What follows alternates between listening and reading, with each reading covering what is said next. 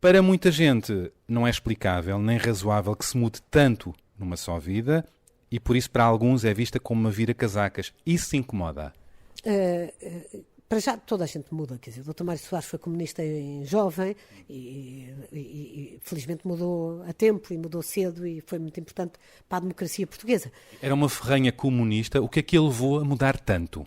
Não, eu era, quer dizer, ou se é comunista ou não se é. Eu nunca disse que era uma comunista dissidente, só quando fui. E quando fui durou pouco tempo depois estava fora. Enquanto estive no PCP, foi com convicção, claro que foi. O passado persegue-a?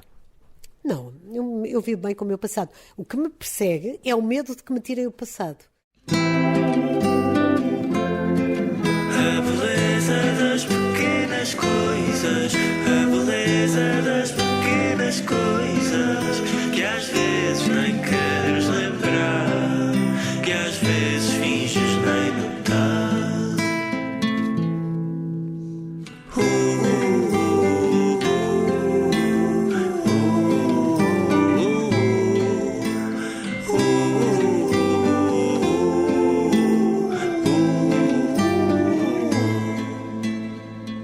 Uma conversa com Bernardo Mendonça. Este episódio tem o apoio da TAP Air Portugal. Dê asas ao seu negócio e ganhe dinheiro enquanto voa. Adira já ao programa da TAP para empresas em tapcorporate.com.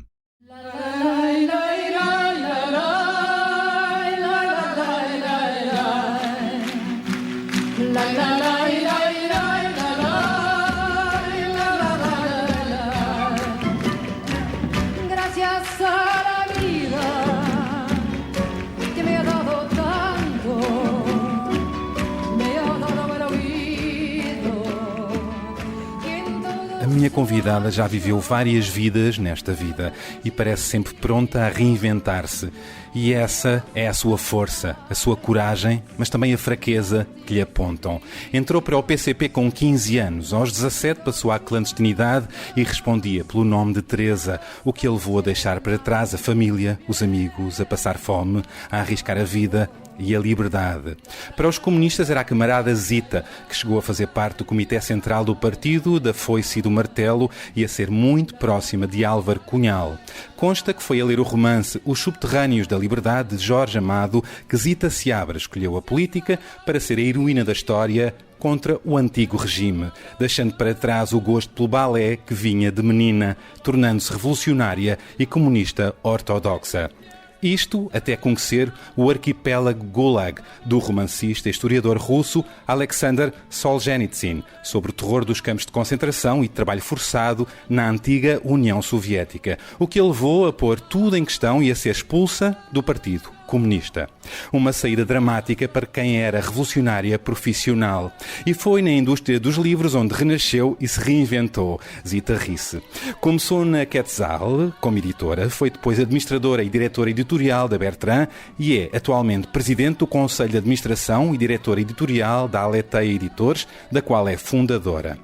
Além dos livros, a política foi sempre um gosto e uma vocação, e depois de ter sido deputada pelo PC de 75 a 88, virou à direita, foi eleita pelo PSD no Círculo de Coimbra em 2005 e vice-presidente deste grupo parlamentar na Assembleia da República até outubro de 2007. Recentemente, para espanto de muitos, voltou a mudar, ao trocar o PSD pelo novo partido Iniciativa Liberal, onde é agora mandatária nacional. O que faz do seu percurso aquele que tem maior amplitude política no país. A mudança. Sempre a mudança. As próximas legislativas aproximam-se e todas as sondagens apontam para uma direita esvaziada, perdida e envergonhada. Uma certa direita está a morrer para outra renascer? E como vê Zita Seabra os perigos da chegada de uma extrema-direita trauliteira, antidemocrática, xenófoba e radical que cresce na Europa e no mundo?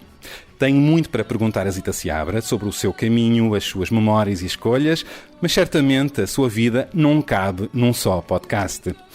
O presidente da Iniciativa Liberal, Carlos Guimarães Pinto, resume o percurso de Zita Seabra desta seguinte forma. Durante o Estado Novo esteve do lado dos que lutavam pela liberdade.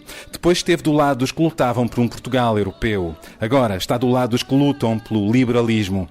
É numa sala do Grêmio Literário, em Lisboa, onde arranca agora esta conversa. Olá, Zita Seabra. Boa tarde, como está?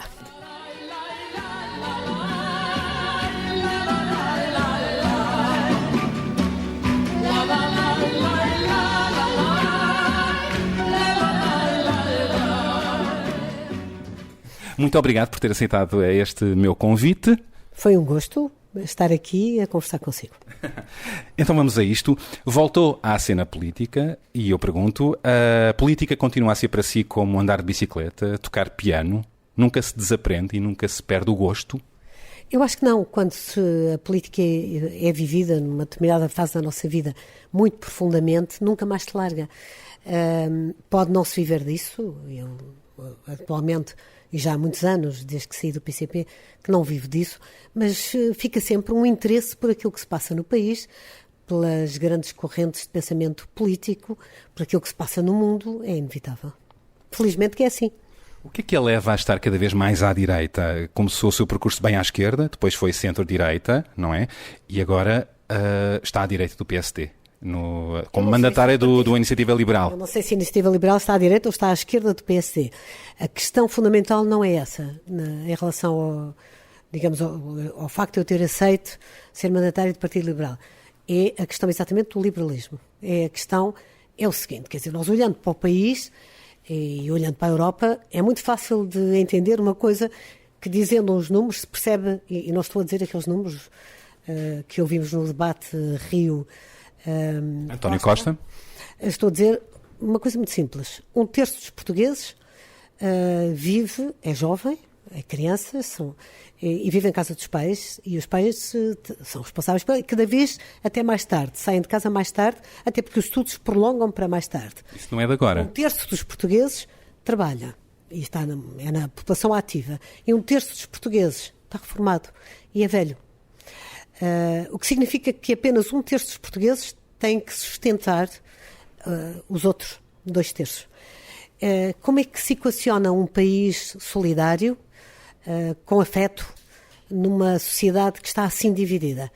Isto coloca-nos problemas muito interessantes. De sustentabilidade social? De sustentabilidade social, política, económica e de vida. Nós queremos ter uma vida solidária, queremos ter uma vida que seja agradável e que seja afetuosa. E o que é que nós deparamos? Quando a sociedade está dividida nestes 1/3, verificamos que acaba por ser desumanizada em todos esses terços. As crianças e os jovens têm muita dificuldade em ter o afeto da família, que não tem tempo, porque quem está a trabalhar trabalha muito para sustentar isto. Quando se chega a velho, a situação também é difícil, porque muitas vezes não há outro remédio senão ir para um lar onde é a desumanização completa, porque a família não tem tempo de tomar conta dos seus velhos. Não encontrou estas respostas no PSD? Não, a questão não é essa. O PSD muitas vezes teve respostas para isso. Não, a questão não é essa. O que é que a fez sair do PSD? Não, a questão não é essa. A questão é preciso equacionar neste momento como é que se vai organizar a sociedade, porque isto de cada vez pagarmos mais impostos, aqueles que trabalham, e cada vez distribuirmos aquilo que já não temos. Portugal já distribuiu o que não tinha, endividou-se, endividámos o país já não só para os nossos filhos, para os nossos netos, para os nossos bisnetos, já não há mais para distribuir. E, portanto, é preciso reequacionar isto.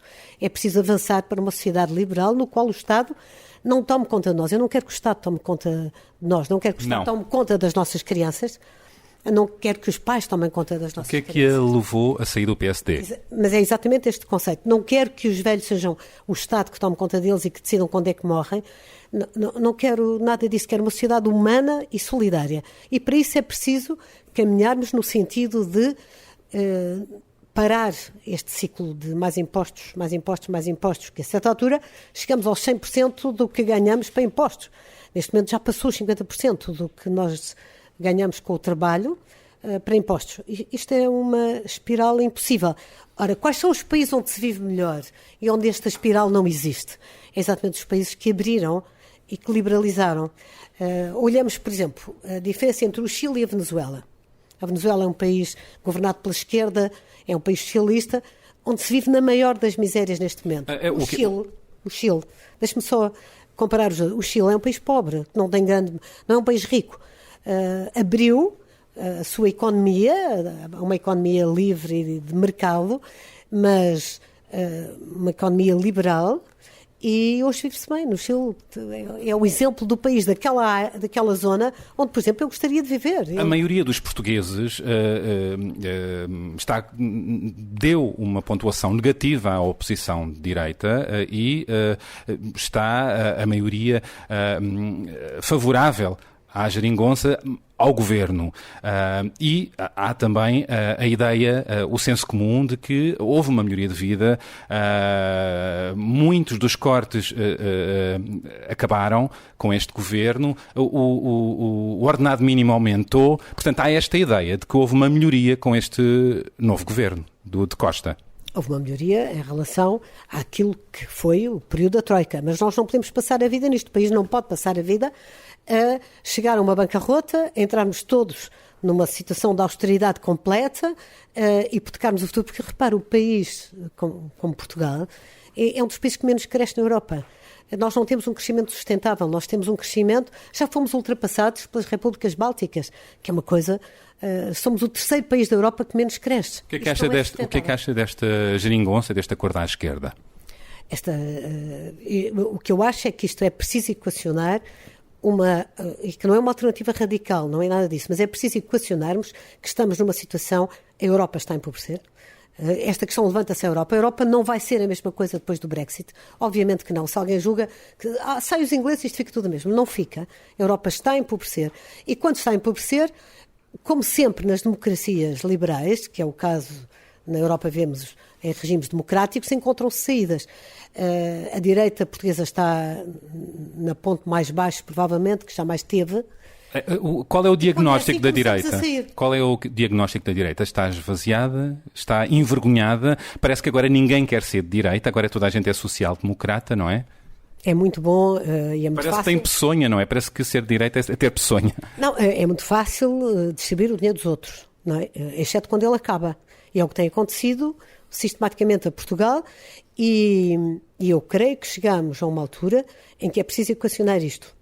Nós temos um terço da população idosa e eu não quero que seja o Estado a decidir o que é que se faz com um idoso, o que é que se faz com uma criança e que decida tudo da nossa vida e que a certa altura interfira em todos os campos da nossa vida. Está a falar do liberalismo, do que é o liberalismo para si? Eu quero ter uma sociedade no qual os pais sejam responsáveis pela educação dos filhos e os pais sejam responsáveis pela situação dos seus pais. E é assim? É por isso que se assume agora liberal? Não, e é por isso que quando olhamos para uma sociedade em que toda a gente é de esquerda e toda a gente é socialista, ou numa palavra mais disfarçada, social-democrata, mas que no fundo quer dizer socialista, é preciso haver um alerta que diga, olha que isso deu maus resultados. E está a dar maus resultados em Portugal há muitos anos, e quanto mais se insiste nessas políticas, pior resultados se consegue. Vamos ver isto de outra maneira. O liberalismo cego pode descambar na desregulação, na pouca intervenção do Estado, no capitalismo selvagem, sem fiscalização, sem policiamento, sem equilíbrio. É o salve-se quem puder.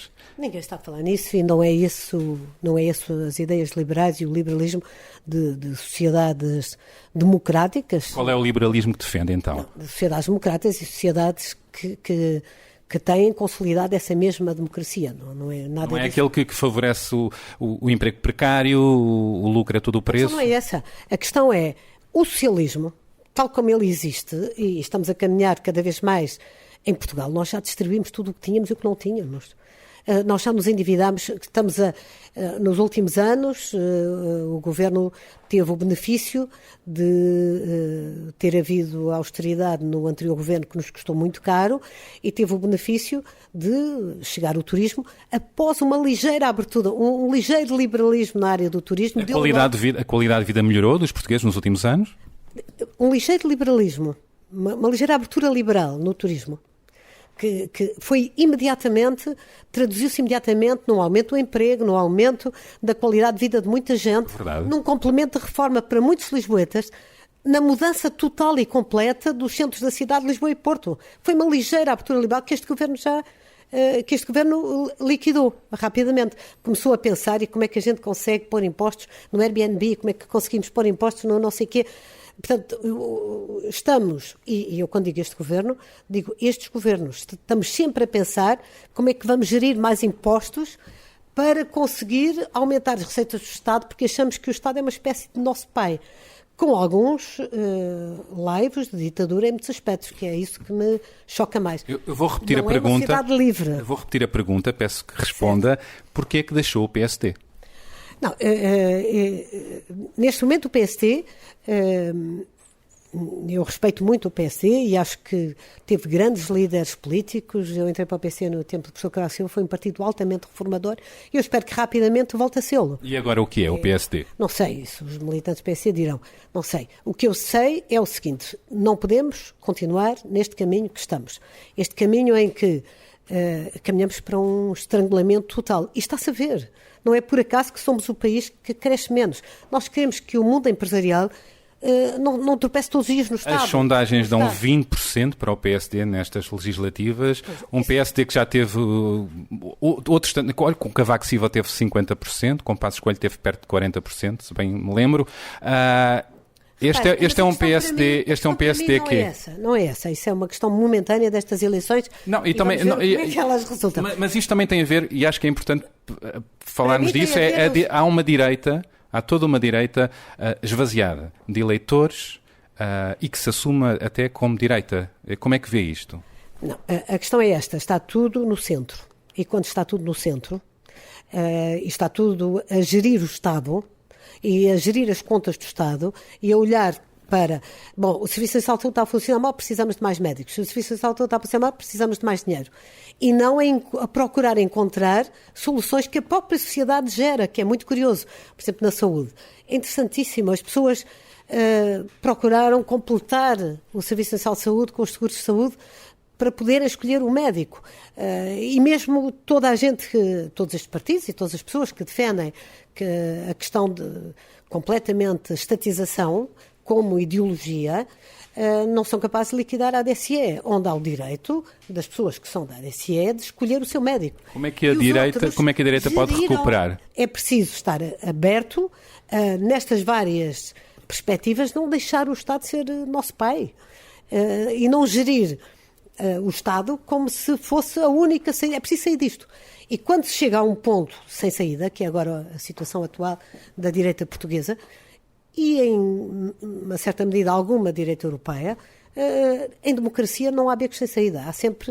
Há sempre caminhos de saída. E os espaços vazios ocupam-se também, não é? Os espaços vazios ocupam-se, claro. E os partidos morrem, nascem e morrem. É preciso uma certa direita morrer para outra nascer? Acho que não. Acho que é preciso a consciência de que na situação atual que estamos, isto não tem saída nenhuma. E estamos a crescer muito pouquinho, esse pouquinho não é suficiente, e estamos a aumentar os impostos diretos, indiretos, não sei o quê, encontrar todos os dias soluções para aumentar os impostos. Em Portugal e na Europa, isto não é caminho. Há uma frase sua que é preciso uma direita que não tenha medo de ser direita e liberal.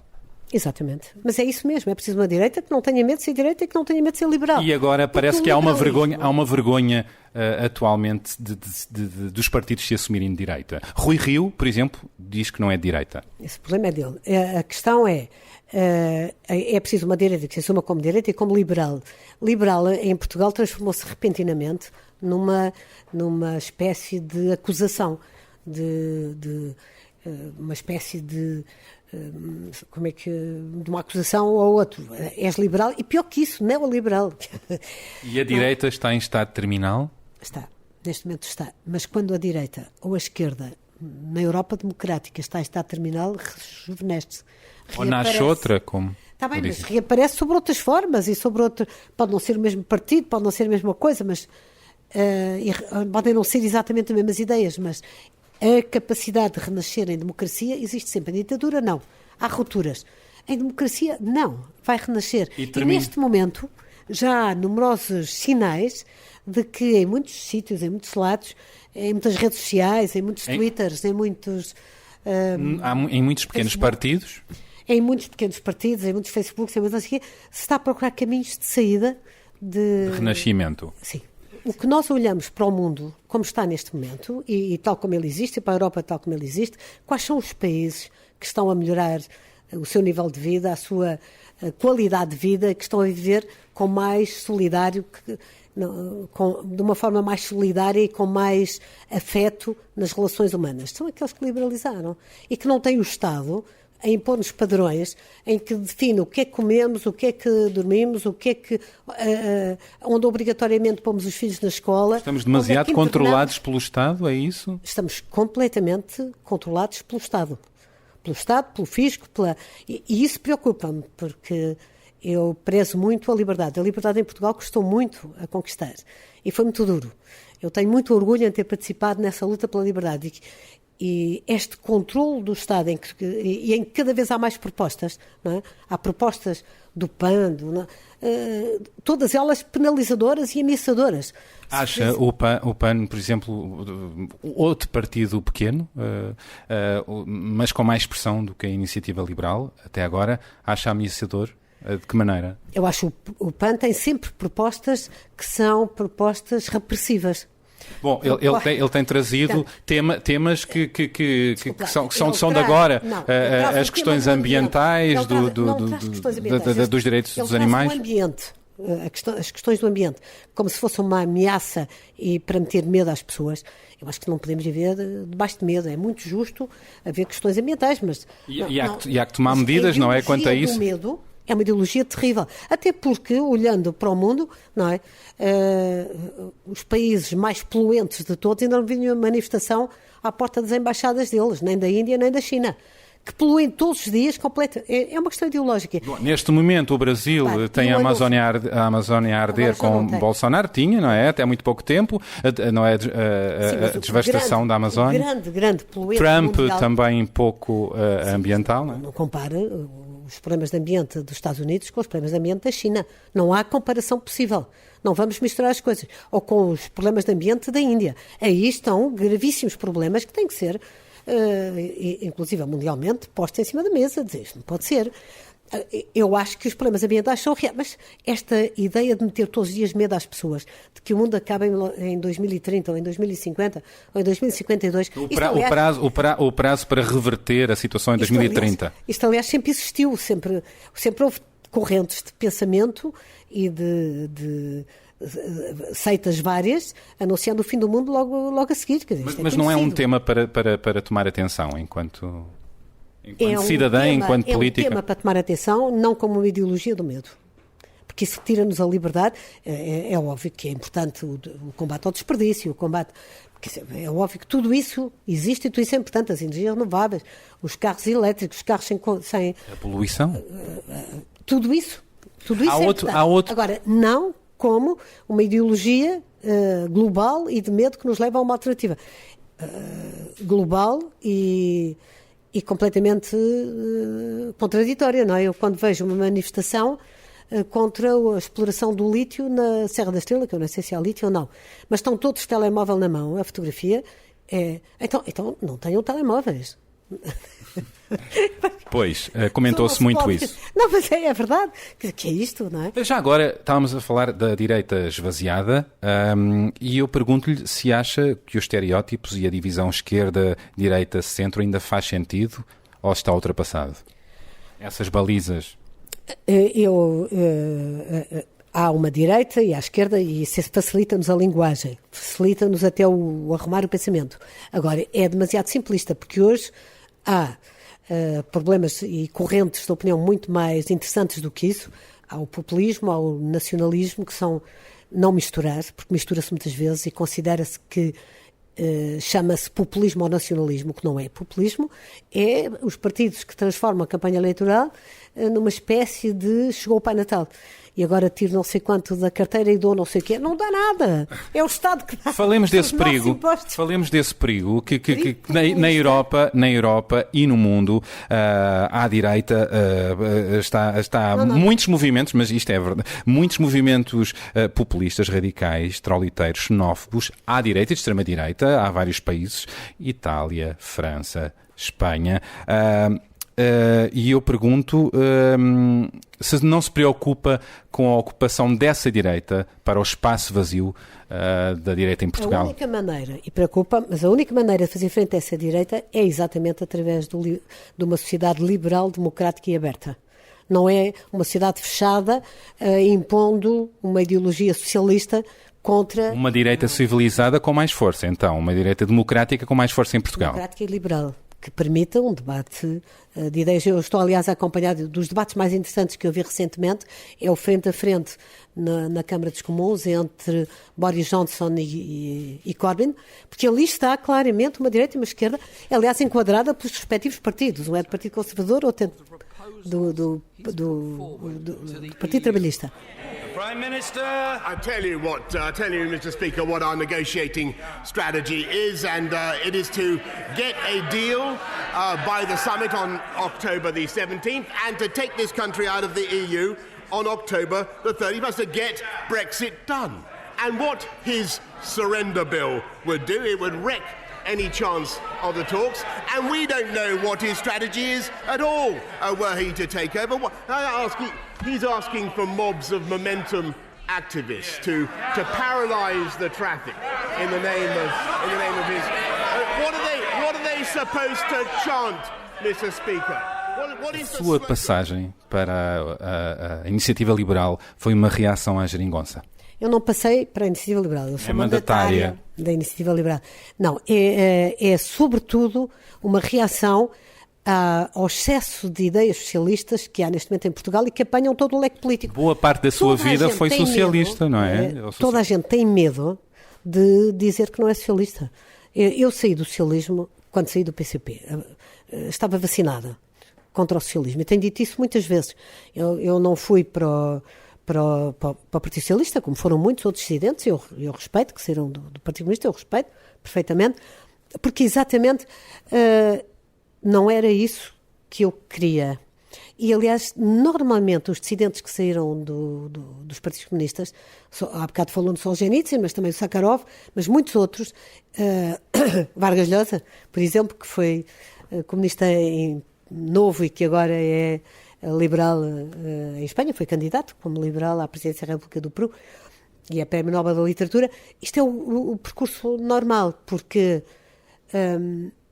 os países que têm o socialismo como modelo, em que a distribuição da riqueza é feita pelo Estado e não pela criação de riqueza na própria sociedade que permita que se encontrem saídas e soluções a cada momento, para cada problema que vai surgindo, mas esta ideia de todos os dias há aumento de impostos, todos os dias há o Estado a interferir em mais áreas da vida das pessoas, e chegamos ao ponto do fisco parar carros no trânsito para fazer uma fiscalização. O fisco sabe a nossa vida toda. Os bancos sabem a nossa vida toda. Isso é verdade, isso já é o mundo como ele está. Mas não tenho ideia de que nos últimos anos os nossos impostos tenham aumentado tanto. Nos últimos anos não foi isso que marcou a governação. Os nossos impostos aumentaram muito. Os impostos indiretos. O que é que fez este governo? Aumentou os indiretos e para baixar os diretos. Não é solução, eu não quero nem os diretos nem os indiretos. Eu quero uma sociedade que seja uma sociedade onde seja possível as pessoas enriquecerem com o seu trabalho. Aquilo que foi a base eleitoral fundamental do PSD há uns anos atrás, e provavelmente do CDS, que era no fundo a base fundamental da direita, que são os empresários deste país, hoje só investe quem não tem juízo nenhum.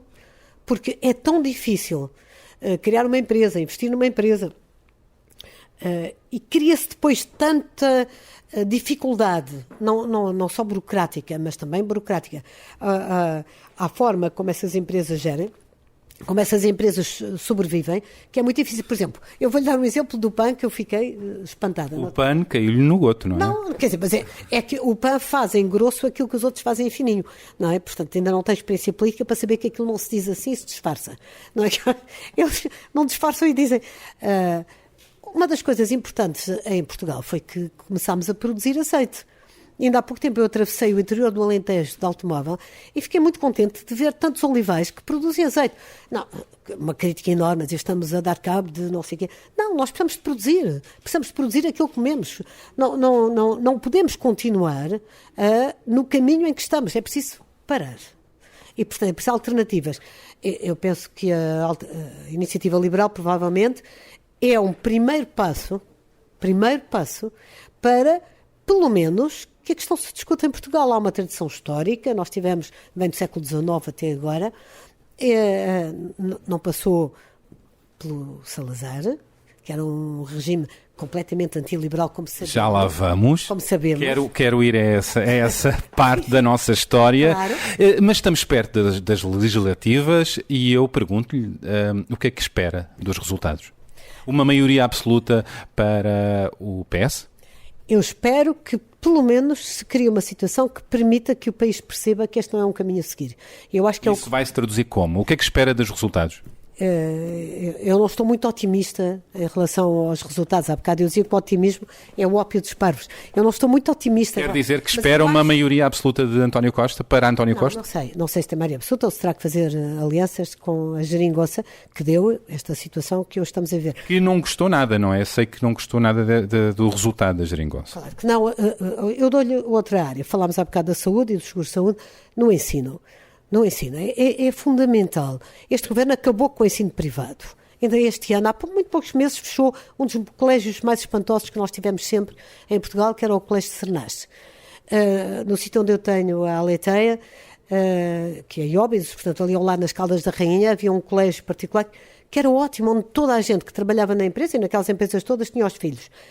Foi fechado. Mas o ensino público é importante para a maioria das pessoas que não podem pagar um colégio privado. Mas é preciso que as pessoas tenham opção e possam pagar o colégio privado. Portanto, eu acho que isso é fundamental, porque não é só o ensino público, é o ensino público com uma coisa sinistra, que é o Estado a mandar completamente em nós, que é pela morada. E então as pessoas, todos os anos, inventam moradas porque as mães... Para poderem ser colocadas nas escolas que querem. Já afirmou... Deixa-me só dizer-lhe uma coisa. Eu tenho, por exemplo, os meus filhos numa escola pública, as minhas netas numa escola pública. Eu sou avó e gosto de as ir buscar à escola. Então não estou muito melhor numa escola ao lado da minha casa do que ao lado da casa onde vivem os pais. Mas os pais não podem pôr ao pé da minha casa, têm que pôr ao pé da casa. Há um lado burocrático aí que não concorda. Não é burocrático, não. É um lado ditatorial. E a Zita sabe o peso que tem essa palavra. Claro que sei.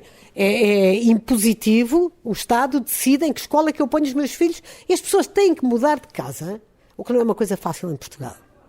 Não é? Se pegarmos na questão da habitação, houve uma ligeira abertura no anterior governo. Dinamizou-se completamente. Este governo também está a criar fogos para um grupo de pessoas poderem morar mais no centro da cidade, não sei. Eu aconselho este governo a ir ver uma coisa fantástica que aconteceu agora em Paris, que era um grande bairro social famoso nos anos 80, que era o bairro Yuri Gagarin, que tem o nome de um grande... que foi ao espaço, astronauta, e que foi ele inaugurar o bairro e que era um exemplo de bairro social, isto é, as casas todas iguais, os apartamentos todos iguais, e que agora estão completamente degradados, como é óbvio, o bairro não é aceitável e vem agora abaixo. Portanto, tentar meter as pessoas assim, a resolver assim, é antissolidário e é contra aquilo que as pessoas querem. As pessoas querem é ter uma vida... O que é que sugere neste ponto? Da habitação. O que eu sugiro é caminhar no sentido em que estava a ser feito antes, e aqui eu acho que a Associação Cristas e a lei anterior era positiva e veio dinamizar o centro das cidades. Calma que a Assunção Cristas mudou a lei do arrendamento e muitas pessoas, nomeadamente pessoas mais idosas, tiveram que sair das suas casas em situações muito precárias. Eu, inclusive, cheguei a conhecer algumas destas pessoas em trabalho. Eu também digo o contrário, exatamente. Há muita gente idade. Reconhece que essa medida teve esse resultado. Eu conheço o reverso e é preciso pôr sempre em cima da mesa o reverso. Não é só as coisas ficarem a meio. Eu conheço muita gente idosa que vivia aqui no centro de Lisboa e que, com a lei, saiu, vendeu as suas casas ou alugou e foi viver para a província.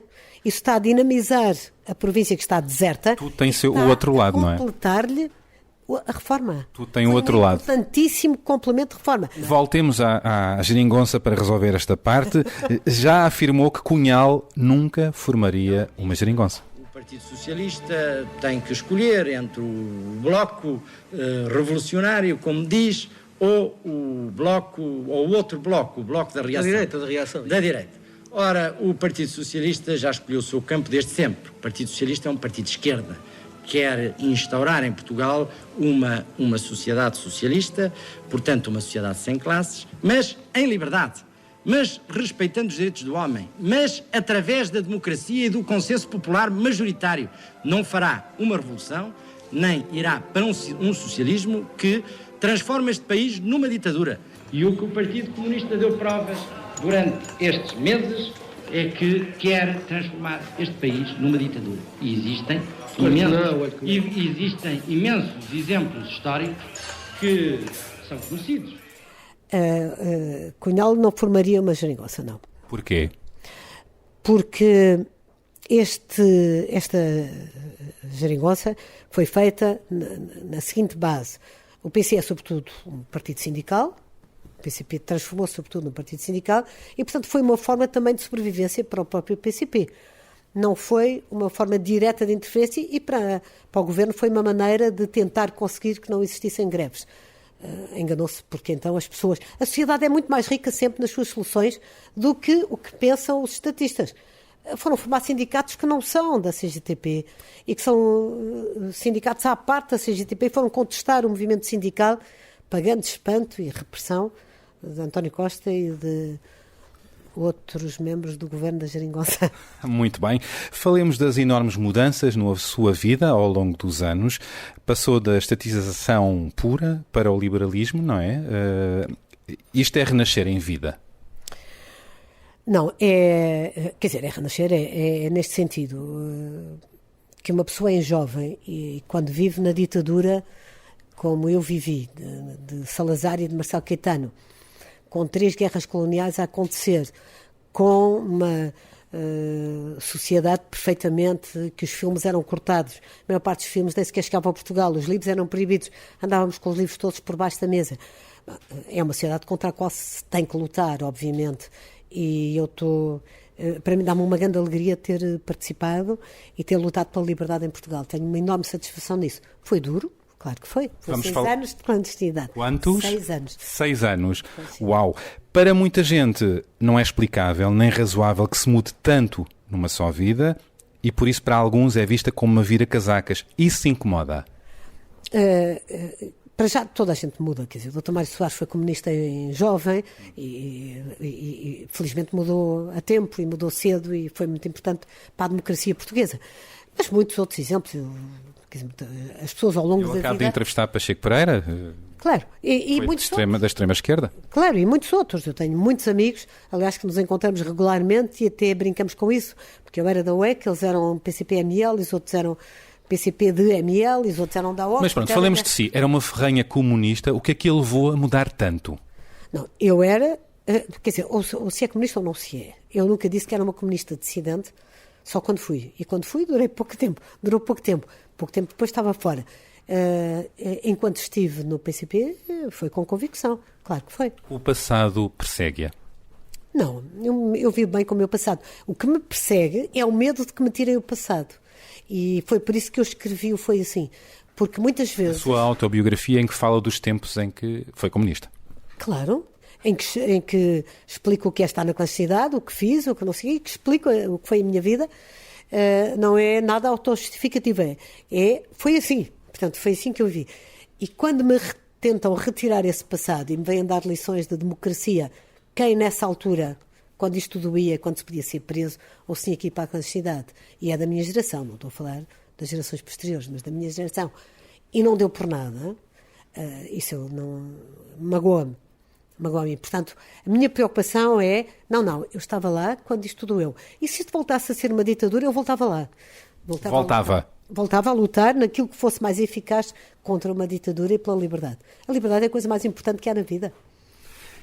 Tem um excerto que eu a desafiei a ler, onde conta um pouco do que viveu na clandestinidade e a desafiá-la a ler esse momento, pode ser? Certo. Bom, isto é um exemplo do que foi o meu trabalho na clandestinidade. Um dia deram-me um trabalho que me comoveu profundamente. Ia bater à máquina as mensagens que chegavam dos presos políticos que estavam em Caxias ou em Peniche. Comoveu-me muito esse trabalho, porque era um sinal de grande confiança em mim. Passava a ter acesso a uma parte da informação que vinha dos camaradas presos, aproximando-me deles e dos seus segredos. Eram mortalhas de cigarro, escritas sem entrelinha, a lápis, e que davam imenso trabalho a ler e a decifrar. Aprendi que era assim que se comunicava com eles. As mortalhas vinham enroladas e eram minúsculas. Vinham da cadeia, nas solas dos sapatos, entre o tacão e a sola, nas bainhas da roupa, ou na comida ou nos medicamentos. Eu demorava horas a fazer uma página e a decifrar cada mortalha, mas era um trabalho que me agradava. Assim, se sabia que alguém tinha falado na cadeia, assim se preparavam fugas da prisão e se recebiam notícias do que se passava lá. E no sentido inverso, as mortalhas levavam as notícias do que fazíamos nós cá fora, das lutas existentes, passando documentos inteiros para eles lerem. Uau! Estamos aqui a falar de mensagens em mortalhas de cigarro, não é? Passadas nas solas dos sapatos, portanto era assim que eles comunicavam, os presos políticos. Os presos políticos comunicavam. E eu transcrevo uma das mortalhas, que eu guardei sempre. O que é que dizia? Porque é uma mensagem dirigida a um preso que tinha sido condenado a 21 anos de cadeia e que queria entrar em greve da fome.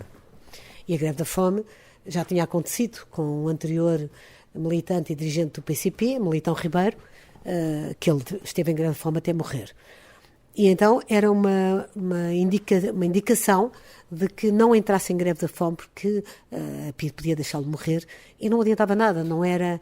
Era no fundo a animá-lo e a dizer não podes fazer isso porque isso não adianta nada, não é qualquer coisa que venha beneficiar a nossa luta e a tua luta, resiste.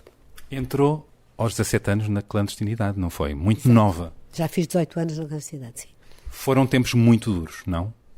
Foram tempos muito duros porque na altura ainda no tempo de Salazar, depois Salazar caiu da cadeira nessa altura e foi uma satisfação. Achámos, e achei eu também, que o fim da ditadura estaria próximo, ainda demorou uns anos, mas ainda foi com Salazar. Dê-me uma ideia das dificuldades por que passou, os perigos por que passou na clandestinidade. Por exemplo, qual foi o momento mais duro nessa fase? Era sobretudo o medo de ser preso. E nunca foi também, presa? Nunca foi presa. E também o medo de aqueles que foram presos, e conheci vários que me conheciam e que sabiam até onde eu estava, que foram presos e que foram muito torturados, brutalmente torturados. Um deles, João Rezende, tinha sido controlado do setor substantivo de Lisboa antes de mim, eu vim substituí-lo e, por exemplo, ele foi torturado com um pequeno chicote que tinha pontas finas, que cortava até aos ossos, sem deixar marcas. Isso depois foi encontrado na PIDE, aqui na António Maria Cardoso. Estava preparada para ser torturada, apanhada e torturada? Todos os funcionários do PCP e todos os clandestinos tinham que estar preparados para ser presos e torturados, claro. Até porque aquilo que a PIDE mais tentava era chegar ao aparelho clandestino, chegar aos funcionários do PCP. Sofreu muito no PC. O que era mais doloroso de tudo era a distância da minha família. Eu sou filha única, deixei os meus pais, o meu pai e a minha mãe, no Porto, e tinha uma vida simpática de estudante do liceu daquela média burguesia urbana. Tinha o sonho de ser bailarina, inclusivamente, sim, não é? Eu tive que optar entre ir para o Royal Ballet ou ir para a clandestinidade. Isto assim. Pode parecer estranho, não é? Não, mas é mesmo assim, porque fazia ballet. No Porto havia uma escola de ballet onde todas as meninas do Porto iam e tinha sido selecionada. O meu professor era o Pedro Mentreco, mas optei por deixar o ballet e ir para a clandestinidade. Não se arrepende? Não me arrependo. Tenho muito orgulho, como lhe disse, em ter participado na luta pela liberdade em Portugal. Há um excerto do seu livro que eu vou ler onde explica um pouco a sua escolha. Hoje, olhando para trás, sinto que valeu a pena, porque teria um enorme desgosto Sim, desgosto. Se tudo tivesse passado por mim sem que eu desse por nada. Como era possível alguns viverem em Portugal, aceitarem calados e quietos a ditadura de Salazar, neste país mesquinho, em que se cortava o beijo do filme Casablanca, se liam os jornais para ler o que lá não estava e numa espécie de desporto nacional se tentava enganar o lápis azul da censura. Ou se proibiam os Beatles e as mulheres casadas precisavam de autorização do marido para ir ao estrangeiro. Assim era o Portugal de Salazar. Assim era o Portugal de Salazar, exatamente. E assim era um Portugal que a revoltava enquanto adolescente. Claro, revoltava tanto que participei diretamente nessa luta. Faz parte do meu passado. Escrevi o livro para que não fosse roubado, esse meu passado, porque a certa altura eu via alguns que não participaram nessa luta e que me acusavam de ter mudado quando a grande mudança, não é? E quando se fala em mudança, a grande mudança da maior parte das pessoas, felizmente que existiu, a grande mudança na vida nacional foi os Capitães de Abril. Verdade. Vieram da guerra colonial diretamente, fizeram a revolução. Vou fazer a pergunta, aquela pergunta histórica. Onde é que estava no 25 de Abril? Estava na clandestinidade, em Lisboa, na casa de um outro funcionário clandestino, aguardando ansiosamente o sinal, ouvindo a Rádio Renascença, para ouvir a cantiga do Paulo Carvalho, que dava o sinal... E depois do adeus. E depois do adeus, que dava o sinal que a revolução ia começar. O que é que sentiu? Estávamos sentados, éramos 4 clandestinos, terminámos a ouvir de pé. E chorou? A primeira coisa que fiz, ou que fizemos, foi eu fui agarrar o meu setor, que eu controlava, que era o setor estudantil de Lisboa, mas antes disso beber um café na estação do Eiras, que era uma coisa que era proibida. Meu Deus! Beber um café era assim um desvario, não é? Não era um desvario. Entrar num café, numa estação... Claro, porque estava na clandestinidade. A uma hora de ponta, podia sempre aparecer alguém que me conhecesse e, portanto, não era proibido beber café. Era um ato de liberdade. Esse café foi um ato de liberdade. Esse café foi um ato de liberdade que eu nunca me esqueci. E depois, mais tarde, telefonar para a minha casa, para a casa dos meus pais, dizer estamos livres. E isso foi muito... São dias que nunca mais se esquecem na vida. Nunca se esquece, não é, disso? Não, nunca me esqueço disso. E eu tenho orgulho nisso. Agora que se fala na criação do Museu de Salazar, eu lamento que se fale... Quer dizer, eu não sei o que é que vão pôr no Museu de Salazar. Pois é, o que é que... O que é que lá vão pôr? As botas do senhor? A cadeira? A cadeira partida? Não sei, porque não podem pôr twitters e coisas virtuais, não é? Não sei. Mas acho que não é boa ideia. E boa ideia é recordar como foi difícil conquistar a liberdade e como a liberdade é sempre uma coisa frágil, como estamos a ver. E todos os dias nós estamos a tropeçar em leis, decretos, portarias que nos querem limitar essa liberdade. E querem dizer que nós comemos o que nós... Pronto, a liberdade e a falta de liberdade... Há umas ameaças, e eu volto ao tema, na Europa, no mundo, de regimes mais ditadores. Há esse perigo. Não, o perigo... Os ditadores hoje são todos de esquerda. Não, todos. também há ditadores de direita. Na Europa há, não é? A Venezuela, os ditadores que na estão Europa no há poder. ditadores de direita. Não, os ditadores que estão no A Le Pen poder. é o quê? Não, a Le Pen não está no O poder. Salvini. A Le Pen não está no poder. E o Salvini? A Le Pen é diferente do Salvini, atenção. Não, o Salvini é uma coisa diferente da Le Pen. Eu sei. Não estão, a Le Pen não está no poder. O Erdogan... Felizmente. O Erdogan está num regime democrático e foi muito importante na luta pela queda do comunismo. A extrema-direita só é perigosa se não existir uma alternativa democrática e liberal. E é por isso já falámos disso, verdade. Claro. E em regime democrático isso há sempre, isso existe sempre. E esses são fenómenos secundários. Quer dizer, a extrema-esquerda, neste momento, está no poder, e os socialistas de extrema-esquerda estão no poder em vários países e têm ditaduras terríveis. Os extremismos são sempre perigosos. A China... Seja à direita ou à esquerda. São sempre perigosos à direita ou à esquerda. Mas neste momento os ditadores que estão no poder e que mais nos ameaçam no dia-a-dia é a China, que aliás comprou e tem bastante interferência em Portugal. Ainda há pouco tempo foi espiar gente da Embaixada da China uma reunião qualquer com o cardeal Salomão que estava a acontecer em Fátima. A China... Não é? Estamos a ver o que está a passar em Hong Kong. A Venezuela, Cuba, são países de esquerda. E as ditaduras de esquerda não são melhores que as ditaduras de direita. Não, nenhuma delas é boa e há das duas no mundo atualmente. Queria que me explicasse se há um momento em que percebe, já não me reconheço neste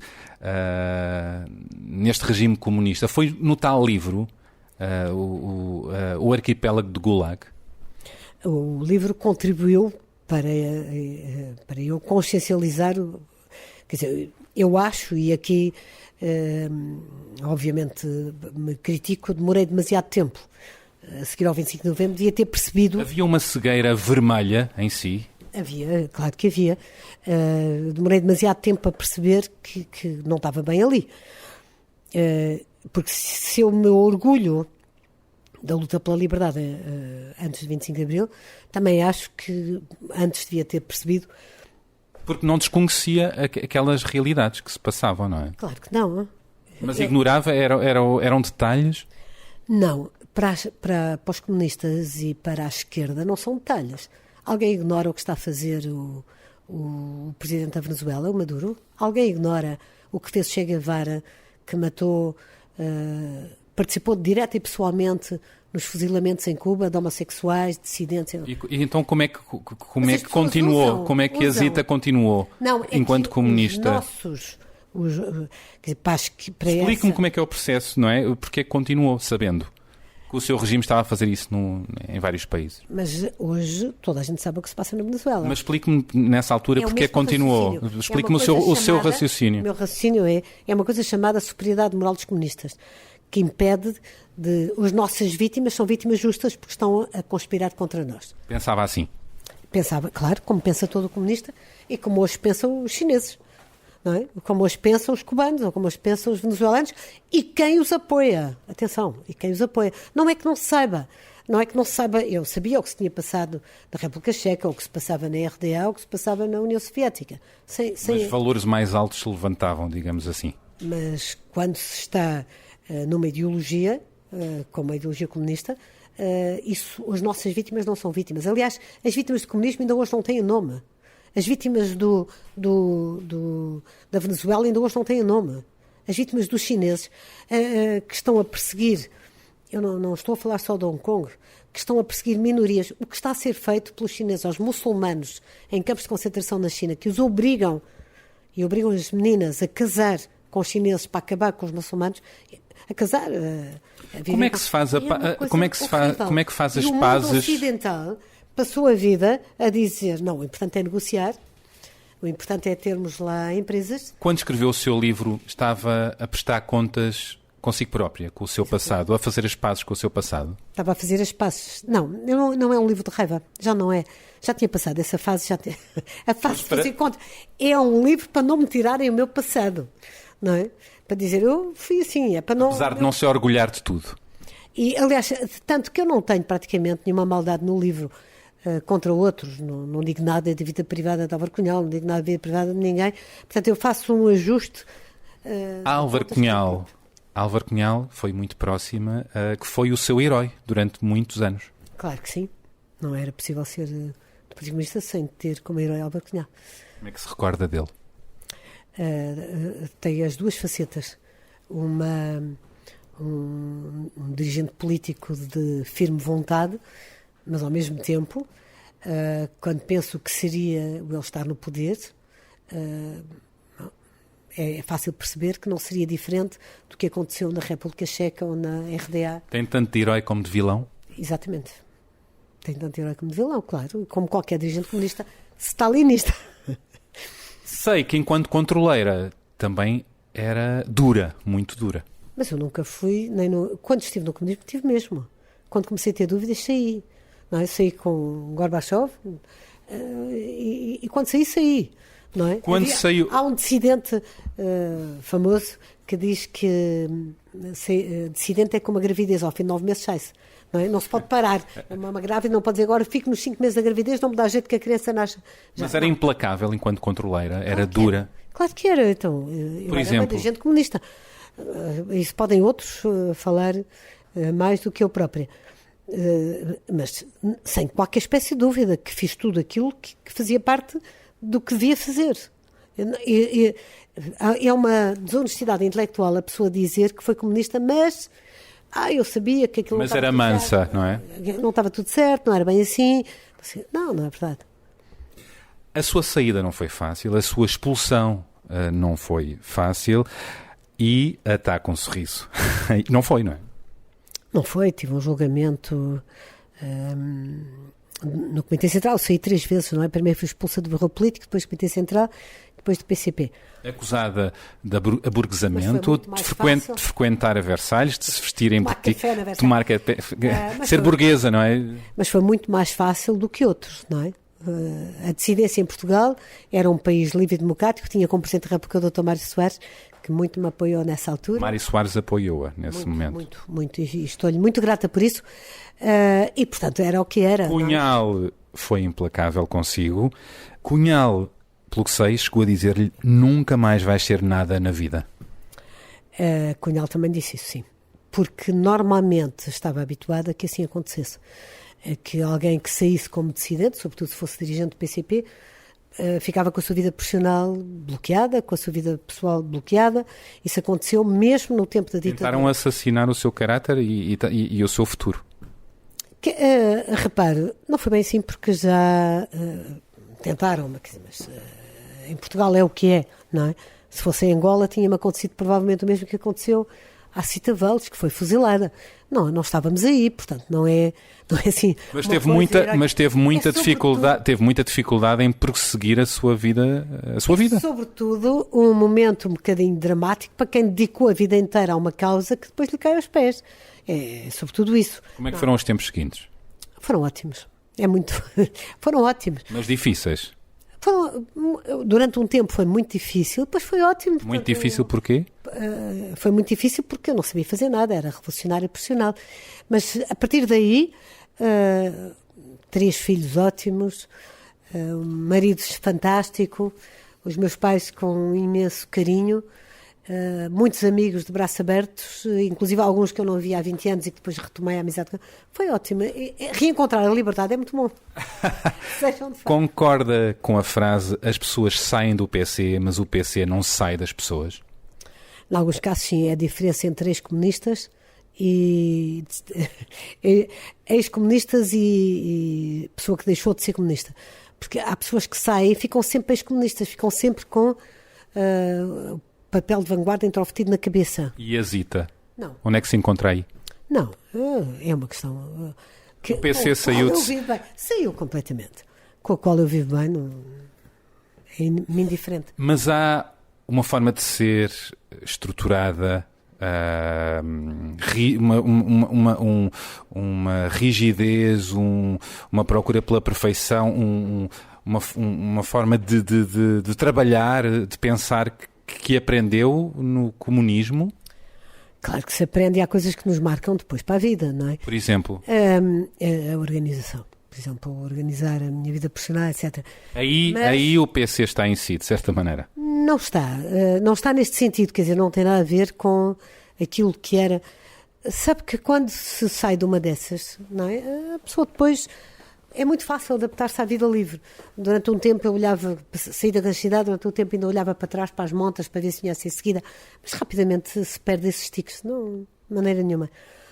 Por vezes dizem-me que, enquanto editora, eu editei, tenho vários livros importantes sobre o que é o comunismo.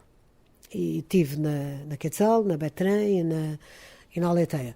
Fui eu que editei o Livro Negro do Comunismo, 100 milhões de vítimas. O Livro Negro do Comunismo. Uma homenagem às vítimas do comunismo, como eu lhe ia dizer há bocado. As vítimas da esquerda e do comunismo não têm o nome, não têm estátuas, não têm museus, não têm nada. E não existem, são apagadas da história. Quis repor a verdade nesses livros, não é? Publicou um movimento chamado Memorial que procurou lembrar essas vítimas do comunismo, mas elas não existem. Disse no seu livro O Outro Lado porque é que foi comunista, e eu vou ler o seguinte: ser comunista significava o que de mais nobre um ser humano podia abraçar, defender os mais pobres, os explorados, o respeito pela cultura e pela arte, a arte ao serviço do povo e não de privilegiados. é sempre, toda a gente que entrou para o Partido Comunista, e que provavelmente ainda os que estão, entram sempre por um ideal bonito, não é para ser stalinistas e para mandar para campos de concentração os muçulmanos. Claro. Entra sempre para um ideal de justiça, de justiça social, de proteção dos mais desfavorecidos. Mas Depois percebe-se que se faz exatamente o contrário, não é? É o empobrecimento geral nas sociedades comunistas e não... como é que vê hoje o PCP? Não vejo. Por isso simplesmente não vejo. Mas o país vê, quer dizer, a verdade é que 30 anos depois continua a ser um partido sem grandes trambolhões eleitorais. A questão é esta, quer dizer, nós precisamos é de discutir e de imaginar o que é a sociedade, o que é o Portugal em breve, o que é que vai ser, qual é o nosso futuro, como é que criamos uma sociedade mais justa, como eu dizia há pouco, mais solidária, mais afetiva. Como é que vê o PC? Não vejo. O que é que isso quer dizer? É-me indiferente. A questão não está no PC, a questão está no Bloco Central, que cada vez mais acha que tem o direito de distribuir aquilo que é os nossos impostos de acordo com o que pensam e com o que agem e de criar normas e regras que nos asfixiam e que nos tiram a liberdade. Isso é que me preocupa. E o que é que acha do Bloco de Esquerda? Outra força, para além do PC, que esteve neste acordo com o PS. O Bloco de Esquerda tem vários militantes e dirigentes que também foram mudando ao longo dos anos, não é? Há dias estava a arrumar os papéis e vi uma fotografia de Louçã com um carneiro em frente ao Ministério, um bicho, em frente ao Ministério quando era Ministro da Educação, o Soares Carneiro. Hoje o Sr. Secretário, o Sr. Conselheiro de Estado e no Banco de Portugal certamente que não iria com Carneiro para a frente do Ministério da Educação. Portanto, há mudanças, é natural, mas há uma perspectiva sempre estatizante e, do ponto de vista ideológico, perigosa naquilo que são as propostas e naquilo que amarra os partidos de poder à sua ideologia. Imagina-se a voltar à Assembleia da República enquanto deputada? Não quis, nem quero. Já fui convidada não quer? vezes, não. É fundamental criar, fazer do Parlamento mais Casa da Democracia do que qualquer. E não quer voltar à Casa da Democracia enquanto deputada? Acho que tu tens uma idade, quer dizer, tu tens uma época, eu acho que é importante virar de geração. Eu estive apoiei muito Pedro Passos Coelho e respeito muito o que ele fez e fiquei muito contente porque uma nova geração estava a afirmar-se na vida política nacional. Se Pedro Passos Coelho não tivesse deixado a liderança do PSD, manter-se-ia no PSD? Eu acho que, não sei, quer dizer, esse é sempre complicado. O que é que acha? Mas eu respeito muito o que Passos Coelho fez pelo país, sou muito amiga dele e acho que ele fez um excelente trabalho. E era uma nova geração. Virar de geração é muito importante. Talvez continuasse no PSD se Passos Coelho se mantivesse. Provavelmente. Agora, a questão é, nós precisamos mudar de geração. Há pessoas que são ótimos senadores da República, são ótimos para dar umas entrevistas ao Expresso, para participar em alguns debates, eu não sei, mas na vida política nacional, no dia a dia, nas campanhas eleitorais, tem que estar a geração seguinte. Eu comecei na política, como disse, aos 17 anos. Há jovens que começam na política aos 17 anos. Mas continua a pensar a política, continua a ter ideias políticas. Mas isso é bom que a minha geração tenha, até porque tem a experiência disso. Mas não é bom que esteja à frente da vida política nacional. Falou de Mário Soares. O que é que acha do nosso presidente Marcelo Rebelo de Sousa? Eu sou amiga e fui editora há muitos anos do professor Marcelo Rebelo de Sousa e acho que ele está a fazer um bom trabalho, embora de vez em quando lhe puxe vontade para o populismo. Acha? Completamente. Acha que não está a cumprir um bom papel enquanto presidente? Não, eu acho que ele por vezes cumpre um bom papel, mas que mas que provavelmente se esperava dele, num país que está a caminhar para o abismo, que pelo menos fizesse alguns alertas de vez em quando e não caminhasse sempre a reboque daquilo que está a acontecer para não fazer ondas. Miguel Júdice diz que ele é um bom rei, mas se for obrigado a ser Presidente da República, se calhar não vai estar à altura. Não sei se seria um bom rei. E para isso tinha que estar à altura dos momentos, estou a lembrar-me de Juan Carlos, quando a ditadura ameaçou a Espanha, Juan Carlos foi muito firme e enérgico e salvou a Espanha democrática. E Está a gostar da prestação de Marcelo Rebelo de Sousa? Por vezes. Quem foi? Tem dias? Tem horas? Às vezes tem horas. Acho que Marcelo parece que muitas vezes está em todo lado, não é? o populismo é sempre uma forma de fazer política perigosa. E Mas de tem que maneira é sempre que traduza isso com algum exemplo, em que dê-me exemplos em que acha que Marcelo foi populista? Por exemplo, na noite dos incêndios, ir para os incêndios. Esteve mal? Pessoalmente, esteve. O Presidente da República é, antes de mais, uma pessoa. Uma pessoa que reterá para sempre, na sua memória, imagens como as de Pedrógão. Pedrógão, rodeado pelo fogo, com um autarca perdido, a confessar que só na manhã seguinte descobriria quantos corpos estavam naquelas casas a arder, ali mesmo ao lado. Ou as histórias dos populares a combaterem fogos, em desespero, tantas vezes isolados. Ou a aventura generosa daquelas colunas de bombeiros, vindas do outro lado de Portugal, para lutarem noite fora, em terrenos e condições acabadas de conhecer. Ou agora, nestas beiras, como dois irmãos morreram para salvar colmeias, sustento e razão de ser da sua vida. Ou uma aldeia, várias aldeias, tocaram o sino a rebate, reuniram os anciãos na igreja e fizeram aquilo que se fazia há 100 anos para apagar as chamas. Devia ter ido sim para aquilo que é os responsáveis para que aquilo não acontecesse. E, portanto, nós esperamos mais que o poder no qual votamos responda perante as falhas do poder do que propriamente seja apenas um ombro amigo. Também é importante, por vezes, haver ombros amigos. É importante, não é? Aliás, nessa altura Não, aponta-se uma falha ao governo e a António Costa, que não foi empático com a população. Foi pior, que estava de férias e não voltou de férias. E que Marcelo esteve no tom certo, há quem diga. Os comentadores apontaram isso. Não, era preciso chamar mais à responsabilidade. Quando o Estado falha, e está a falhar muitas vezes,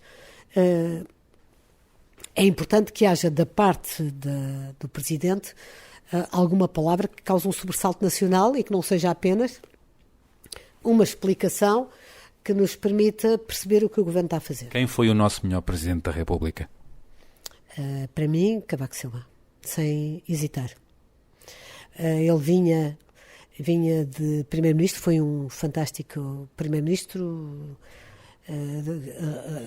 em todas as reformas que fez. Aponta-se muito a popularidade de Marcelo Rebelo de Sousa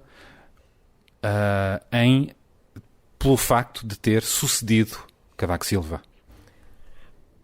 Pelo facto de se ter diferenciado na sua atitude, postura, por uma nova presidência mais atualizada. É estilos e cada um tem o seu estilo pessoal. Eu também sou mais próxima do estilo de Marcelo, porque agora Cavaco Silva soube, em momentos chave da vida nacional, estar lá como Primeiro-Ministro e depois como Presidente da República. E muitas vezes foi criticado com aquela arrogância que uma certa esquerda tem, dizendo não passa de um filho de uma bomba de gasolina. Por amor de Deus. Não passa? De um filho de um dono de uma bomba de gasolina, com ar arrogante. Realmente ele não veio de Cascais ou coisa parecida, mas esteve nos momentos certos sempre ao lado daquilo que era fundamental para o país. E é isso que se espera. Não referiu Mário Soares, que esteve, não é que foi muito importante para si. Não, Mário Soares é um estilo diferente de Presidente e também foi um ótimo Presidente da República, e eu devo muito do que sou e do que aprendi ao Dr. Mário Soares. E, portanto, eu não tenho nada a criticar ao Dr. Mário Soares como Presidente, exceto no fim do segundo mandato, que resolveu interferir diariamente naquilo que era o governo de Cavaco Silva e infernizar-lhe a vida. Mário Soares não gostava nada de Cavaco Silva, como sabe. E acho que era vice-versa. Não sei. Assim são as relações muitas vezes. Falemos de livros da Aleteia, a sua editora. Como é que gera a sua editora? Como é que vende livros? Como é que está o estado da indústria dos livros? Dado que, segundo um estudo recente, cada português lê em média 1,3 livros por ano. Eu já devo ter perdido o 1,3. Agora deve ser só. Está menos um. Está menos um. Das coisas mais dramáticas é, por exemplo, andar de metro neste momento e não ver ninguém com um livro de papel. Mas com os telemóveis na mão. As pessoas leem. Em Portugal não se deu um fenómeno que se deu noutros países e que foi bom para os editores, que é compensou-se os livros em papéis com tablets, com o Kindle ou coisa parecida. Em Portugal não, as pessoas passaram para as redes sociais e em muitos casos não têm tempo para ler em papel. Leem o Facebook, leem as SMS, leem o WhatsApp, não é? E não só, e fazem coisas fantásticas, que eu também faço, por exemplo, que é agora quando eu vim de férias, toda a gente que eu encontrava me dizia: vi uma série fantástica na Netflix estas férias. Há 2 ou 10 anos atrás diziam: li um livro fantástico estas férias. Pois é, as novas séries, as séries da Netflix substituíram os livros? Em muitos casos sim, quer dizer, à noite... Vê séries? É de ver séries? Sou de ver séries. O que série é que está a ver agora? Spy. Spy? Sim. Eu estou, comecei agora e estou muito curiosa de vi um bocadinho do início ontem. É de que género? É mais de espionagem. Vi a Casa de Papel, terminei Também há 3 vi. dias. Claro, terminei há 3 dias a Casa de Papel. Gostou? Essa série espanhola, não é? Gostei mais dos anteriores episódios, mas... Das outras temporadas.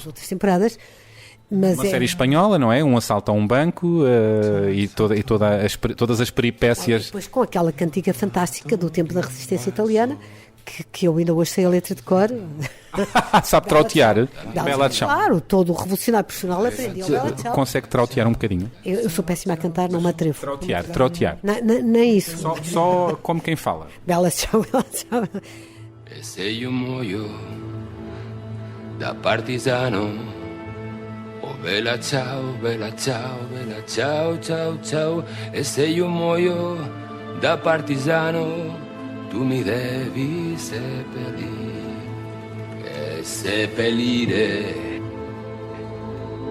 lassù in montagna. Oh bella ciao, bella ciao, bella ciao, ciao, ciao. E seppellire lassù in montagna sotto l'ombra di un bel fiore. Mas eu não posso estar aqui a fazer publicidade às séries que fazem concorrência aos meus livros. E aos seus jornais. Porque há uns anos atrás as pessoas deixaram de comprar CDs e passou a ter a música, passou a ter outras formas de chegar às pessoas. Depois passaram a deixar de ver filmes e de ir ao cinema quase.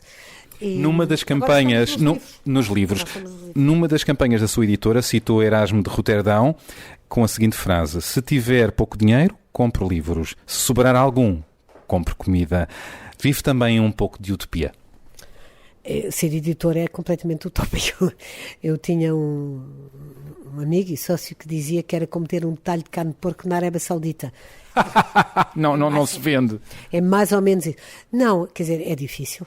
E estamos, os livreiros também, os autores portugueses também, estamos num momento, enquanto na música as pessoas, os cantores mudaram e passaram a fazer espetáculos ao vivo e deixaram praticamente os CDs, deixaram de ter importância para eles, ou tem muito menos, nos livros não foi assim.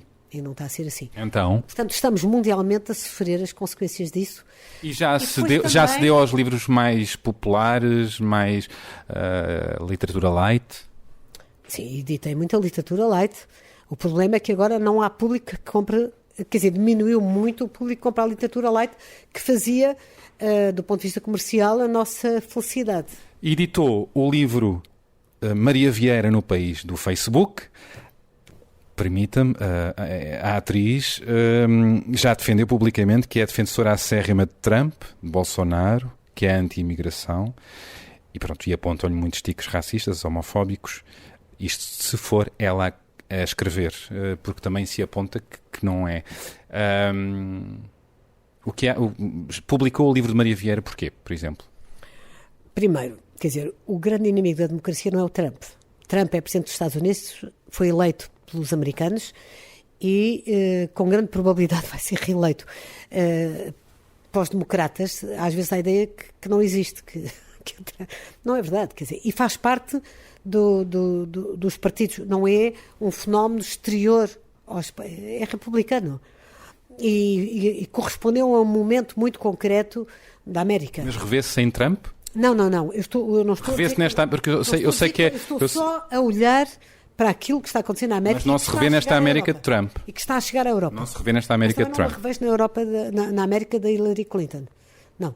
Nem acho que o presidente nem do Obama, Bernie Sanders, nem do Obama. Bernie Sanders, não. Na América do Obama também não. A senhora Pocahontas também não. Quem é a senhora Pocahontas? Não, é uma das candidatas a presidente dos Estados Unidos pelo Partido Democrata e que explicou que tinha sangue índio e depois de apresentar o ADN demonstrou-se que não e passou a ser chamada assim. Mas a questão não é essa. A questão é o Trump é um fenómeno americano que sai do Partido Republicano, isto é, daquilo que é o leque partidário tradicional americano. E, portanto, é uma coisa que tem a ver com a escolha dos americanos. Escolheram assim, e é o primeiro presidente americano que não decretou nenhuma guerra até agora. Bom, está a comprar algumas guerras, não é? Está a comprar uma guerra comercial com a China, que vai durar muitos anos. E com políticas anti-imigração complicadas e a criar um muro, não é? Aquele muro... O muro já existia antes. Não, está a construir um muro, não é? Está a criar uma guerra comercial com a China, que a Europa está a acompanhar e que vai marcar os nossos Publicou o livro de Maria Vieira porque acho que Maria Vieira tem tanto direito a defender os seus pontos de vista, está criada uma censura do politicamente correto. Isto irrita-me profundamente. Eu acho que as pessoas que têm as suas opiniões, Maria Vieira não é fascista, aliás foi da UEC no meu tempo, vem do PC do meu tempo, não é xenófoba, não é racista, bem pelo contrário.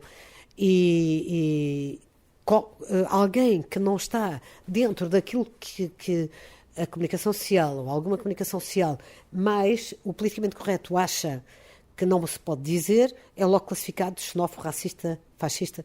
Isto não é assim. Não é assim.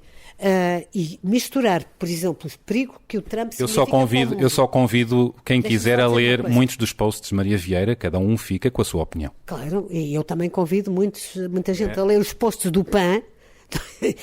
Pronto, são dois convites, os nossos ouvintes tiram as suas ilações. E o Bloco de Esquerda, e vamos ver... E proibimos todos. Não proibimos. Não, aqui há uma escolha. Decidiu publicar. Vamos dar música à nossa conversa. Quais são as músicas da sua vida ou aquelas que anda a ouvir? Depois do Adeus é evidente. De Paulo de Carvalho. Evidente porque foi... Foi o sinal do 25 de Abril.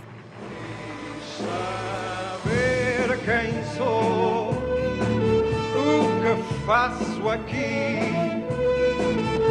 quem me abandonou, de quem me esqueci.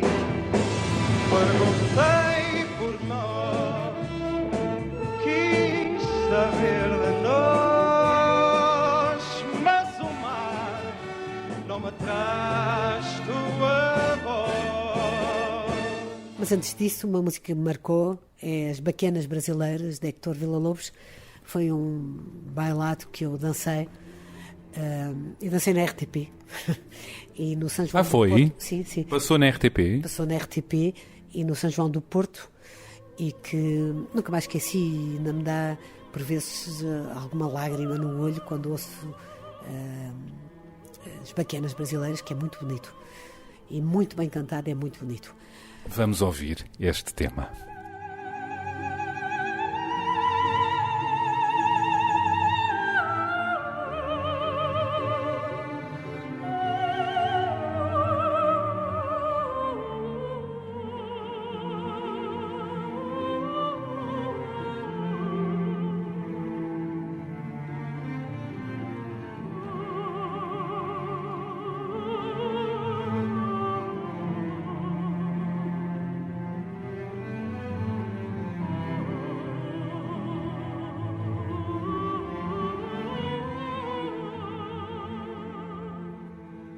E outro?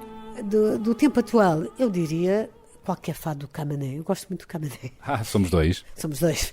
E tem vários fados fantásticos. Eu sugiro-lhe o Sagitário, por exemplo. Sagitário. Sagitário. É o seu signo? Não.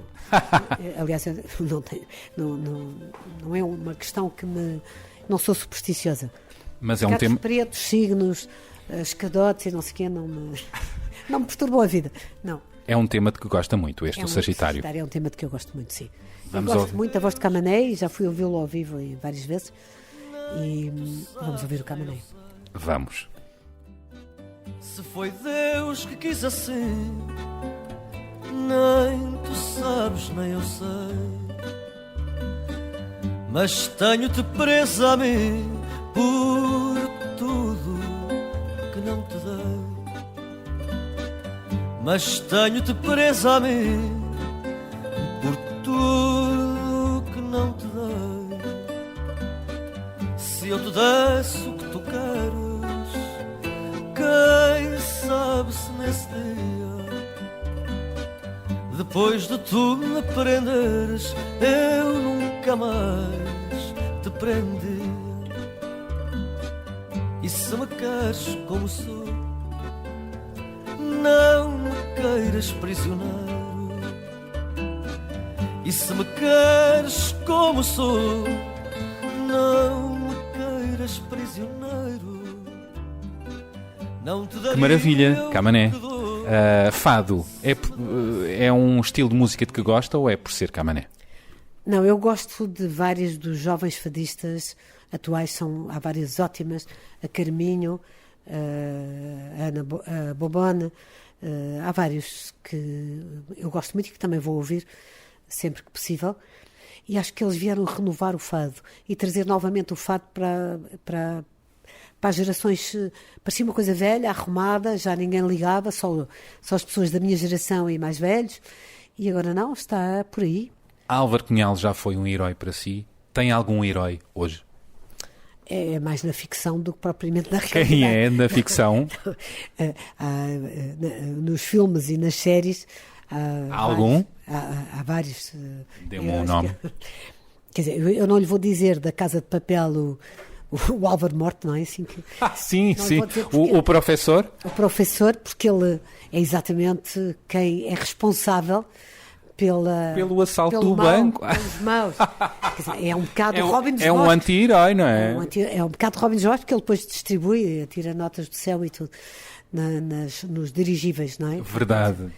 Heróis é sempre um bocadinho difícil. Primeiro, o herói deve estar morto para podermos ter garantia de que ele depois não faz asneiras. Está sossegadinho, está morto, está ótimo. Exato. A figura política com quem eu mais me identifico é, sem sombra de dúvida, Churchill, Winston Churchill. E tem um retrato na sua editora, não é? Dele, de Churchill. Tenho numerosos livros dele, publiquei numerosos livros, o último dos quais é um livro do Churchill na Madeira, com fotografias inéditas da passagem dele pela Madeira. Ele pintava a Câmara de Lobos, não é? A Vila Pescatória, ele pintava bem. Ele pintou a Câmara de Lobos. O livro é da autoria do atual Presidente do Governo Regional da Madeira e meu amigo Miguel Albuquerque. Mas porquê Churchill um herói para si? É o politicamente incorreto. Exato. Que então. É capaz de tomar decisões contra a opinião de todos, que muda para o Partido Liberal e depois volta ao Partido Conservador. Como se sabe, ele saiu dos conservadores, foi para os liberais, e eu acho simpático ele ter feito isso.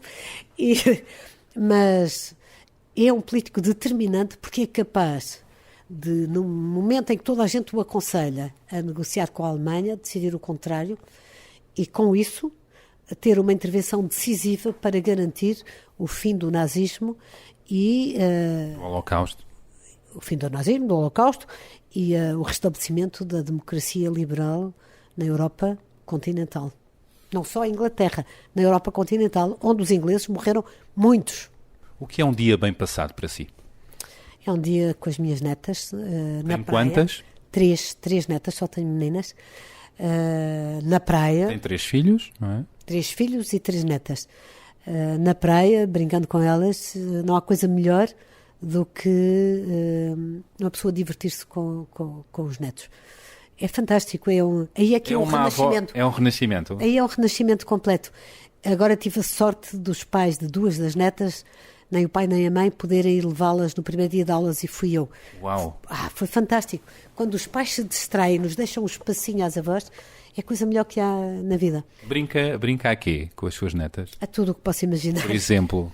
Agora, neste momento, há algumas que já gostam de ver séries, para a idade delas, ou de ver filmes, levam-as ao cinema, andam de bicicleta, gostam de nadar, gostam da praia, levam-as a coisas tontas que os pais não têm paciência. Por exemplo? Olha, por exemplo, este ano fomos à Isla Mágica, em Sevilha, e vi-me de repente a fazer coisas que nunca pensei. Por exemplo, o que é que se faz na Isla Mágica, Zita? Conte-me tudo. Eu não aconselho a ninguém, mas mais nenhum avó, mas estavam lá vários e divertimos bastante os avós. Mas, por exemplo, andar de escorrega é o quê? Andar de escorrega, andar nos barcos, imitando a catarata de Niagara, por exemplo, e a pessoa fica toda molhada, apanha com uma grande parque do Guadalquivir em cima. E dá uns gritos valentes, não é? E, portanto, mas isso faz pelos netos, e se calhar é dos momentos bons que eles vão recordar toda a vida. A minha avó trouxe-me aqui, meus avós trouxeram-me aqui. Isso portanto, também é rejuvenesce, de certa maneira. Rejuvenesce toda a gente. E depois há coisas que fazemos com os netos que, por exemplo, hoje é muito difícil, os pais dizem não comem doces, os doces fazem mal. Claro que fazem, os doces fazem mal, gomas nem pensar, mas as minhas netas sabem que eu tenho uma caixinha clandestina com gomas. Clandestina, essa palavra. Clandestina. E que Quem dizem, foi clandestino uma vez tem sempre uma zona clandestina, não é? E que dizem quando chegam lá a casa, vovó, tens fruta da época, é o nosso sinal para irem buscar gomas. Espero que os para pais passar não a censura, para passar a censura dos pais. E o politicamente correto dos pais. Eu acho Portanto, que as suas filhas, os seus filhos não podem ouvir esta conversa. Não podem ouvir esta conversa, senão temos que mudar a senha. A vida tem sido boa para si? Fantástica em todos os momentos da minha vida. Tem sido sempre ótima. Tenho ótimos filhos, tenho ótimos netos, tenho ótimo marido, gosto do meu trabalho e gosto daquilo que faço. Uns momentos mais duros, outros mais felizes. Apaga. Os mais tristes, apago. Mas não esquece. Depende, quer dizer, há alguns que até esqueço mesmo. Há momentos, a morte do meu pai, claro que é um momento duro na vida quando se perde o pai. Minha mãe ainda é viva, felizmente. Os meus avós recordo com saudade, portanto há coisas na vida que nos marcam e por vezes a doença de algum familiar. Quando Cunhal a expulsa do Partido Comunista, foi perder também um pai? Não era bem era mais que um pai, era diferente de um pai. Era sobretudo uma figura de referência para o bem e para o mal. Mas também havia isso, algo... Havia algum afeto, o meu gabinete era em frente ao gabinete dele. Mas confesso que, por exemplo, quando eu vi o Cunhal, a última vez que nos vimos foi numa recepção numa embaixada, e o Cunhal já não mandava, já não havia medo do PC. E, portanto, de repente eu vejo as tias todas a dar-lhe beijinhos e a dizer, dei um beijinho ao Dr. Cunhal, ele é tão simpático. Deu-me imenso gozo olhar para ele e com ar de gozo, dizer, sim, agora estás aí a ser beijado pelas tias de Cascais. Portanto, digamos, há as duas coisas. É um momento difícil da minha vida, obviamente, e Cunhal era um grande sedutor e sabia comandar o PCP com mão de ferro, mas também com incentivos e esperança no futuro. Quando se corta com aquilo que foi a nossa vida, é complicado, claro que. Hoje fala com comunistas? Tenho alguns amigos comunistas e... Fala com eles, troca ideias? Repara, houve uma altura que, quando eu saí, que todos os comunistas não me falavam, me viravam a cara e me punham à distância. Até por receio de aparecerem ao meu lado. Hoje não é assim, quer dizer, os tempos passaram e hoje falam-me, a maior parte dos comunistas que eu encontro do meu tempo, falamos normalmente, o que é feito de ti, onde é que estás. Jerónimo de Sousa fala consigo? Não sei, nunca me cruzei com ele, mas o Jerónimo de Sousa eu não conheci do tempo de antes de 25 de Abril, porque ele não foi um lutador antifascista. É posterior. Conheci-o no Parlamento, mas por não muito tempo, portanto conhecemos quando ele era deputado e eu era deputada. Nunca foi uma pessoa, não era daqueles que era da UEC ou que eu conhecia bem de antes de 25 de Abril. Não, ele aderiu ao PCP pós 25 de Abril, portanto não é daquelas pessoas com quem tenha convivido muito. Mas acho simpático. Simpático? Sim, acho simpático. Ele cumprimenta as pessoas. E não sei o que é que faria se passasse por mim, mas também não é questão que me incomode. Como é que gostaria de ser recordada, Zita? Como sou. Nas vários momentos e fases da minha vida, e sobretudo pelos meus filhos e pelas minhas netas, para quem eu escrevi também o livro de memórias, com toda a realidade e a verdade daquilo que fui na vida, para o bem e para o mal. E peço, não foi assim, eu digo, não me julguem. Olhem... Não me julguem. Não me julguem. Olhem com verdade para aquilo que eu fui fazendo na vida e que fiz e para aquilo que ainda hoje faço. Tem algum sonho para si, pessoal, profissional? Eu estou a escrever um livro para crianças. Para crianças, a meias, com um jovem refugiado afegão. Uau! O Ali, que é conhecido por toda a gente e na Casa dos Refugiados onde esteve por Bruce Lee. Ele é parecido com o Bruce Lee. A verdade? Sim, é parecido com o Bruce Lee, o Ali. E estamos a escrever um livro a meias para que as crianças possam perceber o que é vir de um país em guerra como o Afeganistão, que está em guerra há 50 anos, vir numa caminhonete, por baixo da caminhonete, atravessar o Irão, depois seguir para a Turquia, na mala de um carro, e depois atravessar até uma ilha grega. E eu perguntei-lhe, Ali, não tiveste medo? E o Ali disse, muito medo, porque nunca tinha visto o mar e nunca tinha nadado na vida. E depois chegar a uma ilha grega, e depois seguir para a Itália, de Itália seguir para a França, como? De comboio até... Eles faziam o seguinte, eram miúdos, 14 anos, ele saiu com 14 anos. Entram no comboio, a mãe foi morta.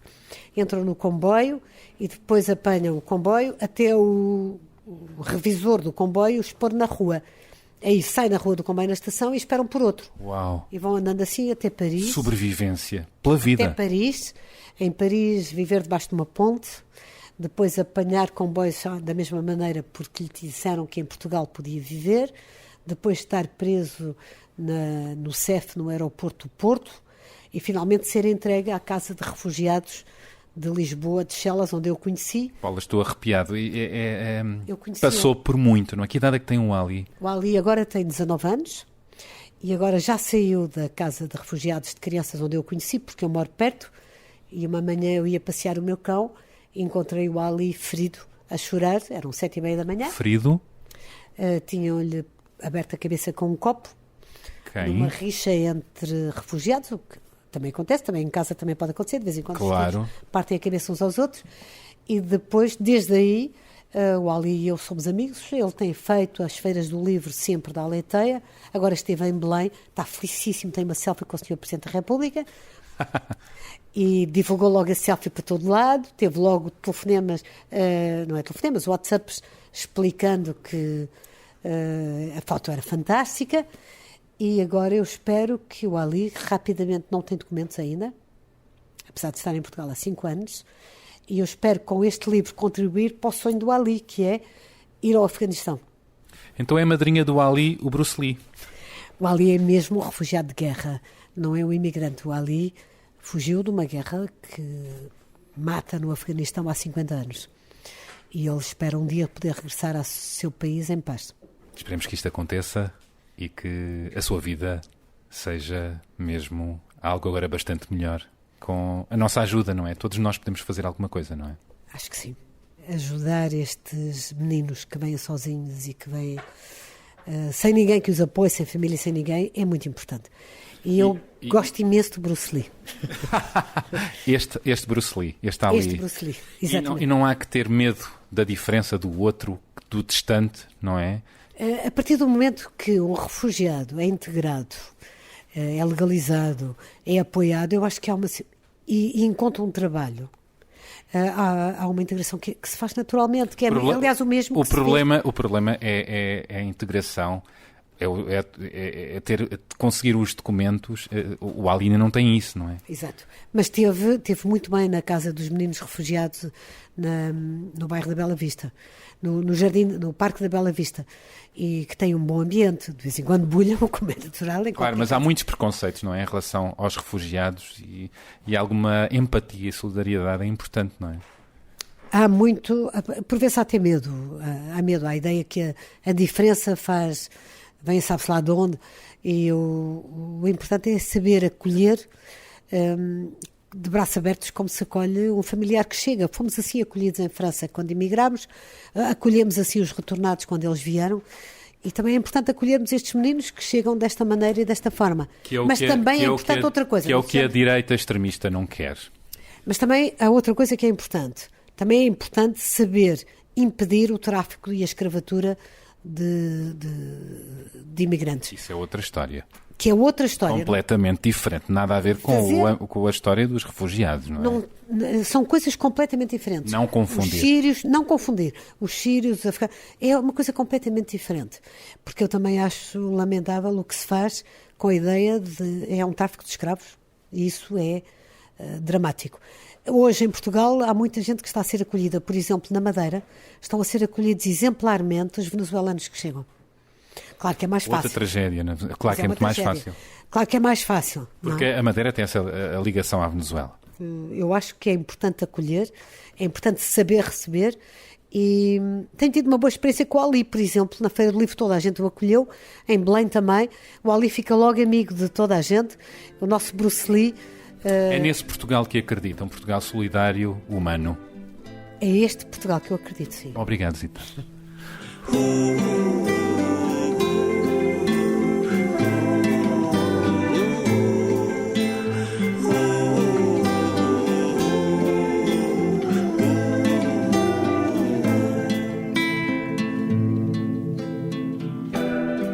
E foi assim, depois de muita esgrima e confronto de pontos de vista, que também fazem parte nestas conversas, que terminámos da melhor forma com uma história de esperança, empatia e de solidariedade. A história do Ali, o Bruce Lee, o jovem refugiado de guerra a quem Zita Seabra tem dado a mão e trazido para perto de si e do mundo dos livros. Numa época em que boa parte da Europa e do mundo se está a virar para uma extrema-direita trauliteira, erguendo cada vez mais muros contra os refugiados e imigrantes que saíram da sua terra para escapar tantas vezes à pobreza e à morte, gestos simples como este são exemplos inspiradores. Esperemos que um dia o Ali possa mesmo regressar ao seu país, o Afeganistão, já numa situação de paz. De salientar o belíssimo espaço onde foi feita esta conversa, o Grêmio Literário, situado na zona do Chiado, em Lisboa, que nos remete para o século XIX e para a época em que aquelas salas eram frequentadas por ilustres figuras como Almeida Garrett ou Alexandre Herculano. Fica a dica, vale mesmo a pena a visita, onde se pode beber um café, um copo ou mesmo almoçar ou jantar. E como é habitual, agradeço as vossas muito simpáticas mensagens que fazem com que tudo isto valha a pena. Obrigado. Continuem a escrever-nos para o mais belo e-mail do mundo, abelezadaspequenascoisas@impresa.pt. E nós temos encontro marcado para a semana. Até lá, subscrevam o programa, partilhem-no com os vossos amigos e conhecidos e vizinhos e outros conhecidos mesmo. Deixem-nos comentários, sugestões e classificações. Espalhem corações e estrelas no iTunes e SoundCloud. Digam coisas, porque já sabem, este podcast também é vosso. Este episódio teve edição do nosso Djosa, o José Sudovim Pinto. Atenção que Djosa começa com D e não com J, como já alguns escreveram e o Zé Pinto já se queixou. E o novo genérico é assinado pelo músico Luís Severo. Uma maravilha, não é? E é tudo por agora. Obrigado por estarem desse lado. Eu sou o Bernardo Mendonça. Despeço-me com até para a semana. Pratiquem empatia e boas conversas.